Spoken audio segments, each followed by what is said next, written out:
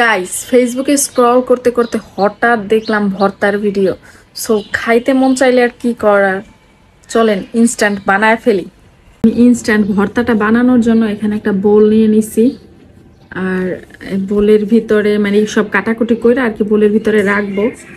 আর এখানে এই যে ধনিয়া পাতা, কাঁচামরিচ, হ্যাঁ, আর পেঁয়াজ, রসুন, আর যে জিনিসগুলো আর কি লাগবে ওগুলো আমি ওখানে রাখছি, কারণ ওগুলো কাটাকাটির কিছু নাই, এই জন্য এগুলো বের করে নিছি।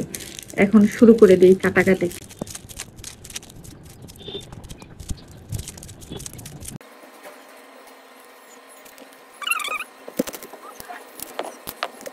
মেয়েরা মনে হয় বিয়েতেও এত কান্নাকাটি করে না যতটা কান্নাকাটি এই পেঁয়াজের জন্য করে আর কি।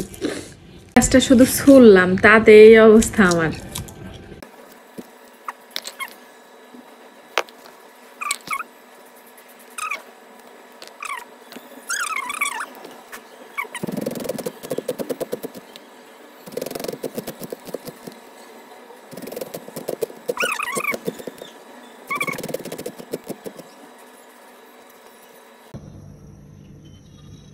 সবগুলো উপকরণ এখানে রেডি করে নিয়ে আসলাম, চুলা ধরায় দিছি। আমি এখানে এগুলো করার জন্য মানে সবগুলো ভাজার জন্য সরিষার তেল ব্যবহার করব। পরিমাণ মতো তেল দিয়ে দিলাম।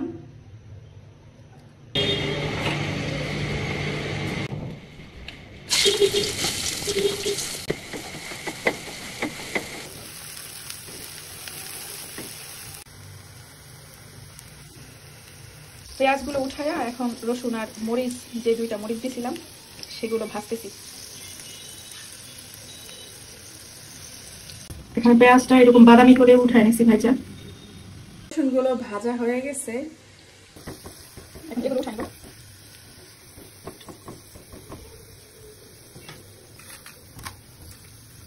যদি মরিচগুলো আগে থেকে ভাজা ছিল তারপর আমি এখানে যে ধুইয়া নিছি ইয়াগুলা, ধনে পাতাগুলা এখন একদম কুচি কুচি করে কেটে নিব।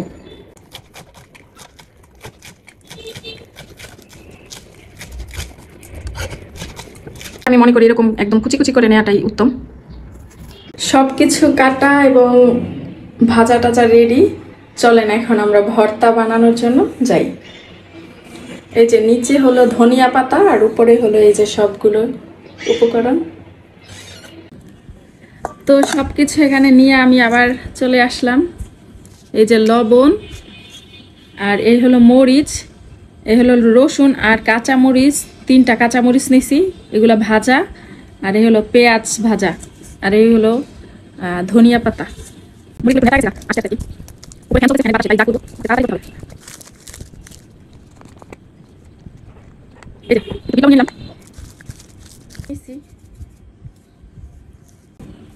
এই যে রসুনগুলো,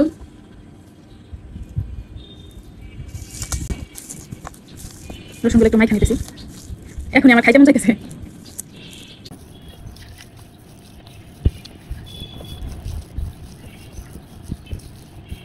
এই তেলটা ছিল আর কি সবকিছু ভাজাভাজির পরে, সেই তেলটা আমি এখন এখানে দিয়ে দিব। জাস্ট ননস্টিকটাই নিয়ে আসছে এখানে। এই যে